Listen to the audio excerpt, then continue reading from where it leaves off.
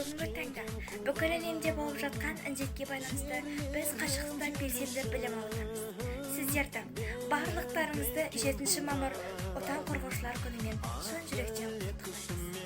Түркістан облысы Арыс қаласындағы Мұхтар Әуезов атындағы мектеп-гимназиясының Ұранды ердің ұрпағы саратты ашық тәрбие сағатымызды қабыл алыңыздар. Бүгінгі ашық тәрбие сағатымыздың мақсаты оқушыларға ұлы отанды сүюге, ерлік көрсеткен батырларымыздың бойындағы ұлтжандылық, отансүйгіштік қасиеттерін дәріптеу, отанын, елін қорғай білуге тәрбиелеу. Жүрекке адалдықтың ескендігін, ғажайып келешектің төккенін, ардақты ағаларға шын көңілден жолдаймыз алғыспенен сәлем бүгін. Армысыздар, ардақты азаматтар, отбасының тірегі елді бастар. Құтты болып мереке баршаңызға, бақ береке әкелсін отбасыға.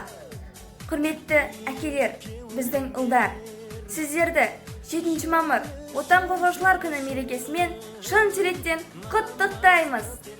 Жүздеріңе көрем шаттық арайын. Болсын солай, әр күнің, әр айың. Тойларыңыз құтты болсын, әкелер. Балаларың төге берсін, мерейін. Есімде бейнесі әкемнің, күлімдеп маған қарайтын.